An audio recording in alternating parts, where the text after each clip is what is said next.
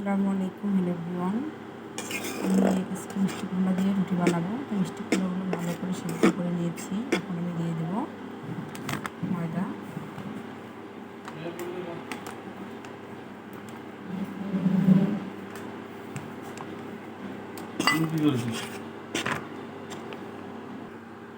সুন্দর একটা আমি খামির করে নিয়েছি। এখন খামির থেকে লিচি করে আমি রুটি বেলে নেব। আমি লিচিগুলো করে নিয়েছি। আমার এখানে 5টা লিচি হয়েছে। এখন আমি বেলে নেব।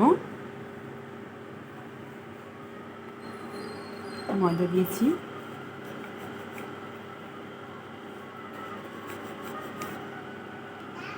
দেখুন কত সুন্দর করে আমি রুটিটা বেলে নিয়েছি। এখন আমি দিয়ে দেব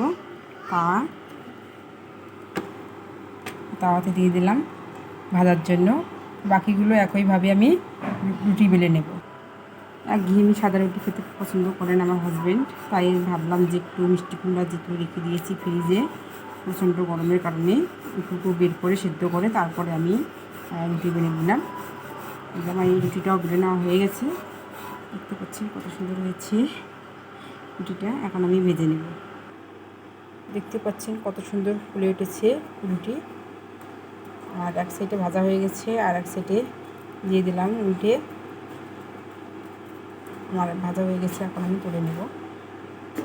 দিয়ে দেবো আরেকটা রুটি।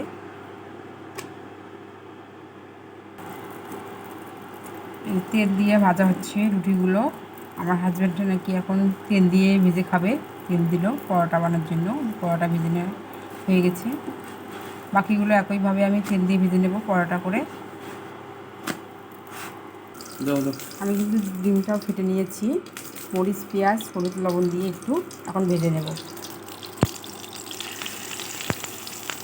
ফ্রাই প্যানটা একটু আগে থেকে গরম রয়েছে, কিন্তু আমি পরোটা ভেজে নিলাম। এখন ডিমটাও ভেজে নেব উল্টে উল্টে। ডিমটা এখন আমি উল্টে উল্টে ভেজে নেব।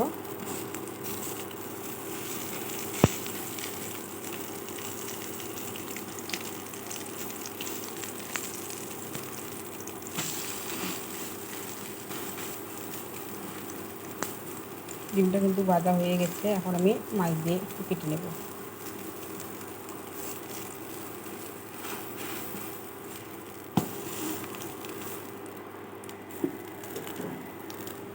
তুলে নিচ্ছি আমি এখন ডিমটা। দেখতে পাচ্ছেন কত সুন্দর লোভনীয় হয়েছে। একবার হলেও ট্রাই করে দেখবেন মিষ্টি কুমড়োর রুটি অথবা পরোটা। ধন্যবাদ সবাইকে।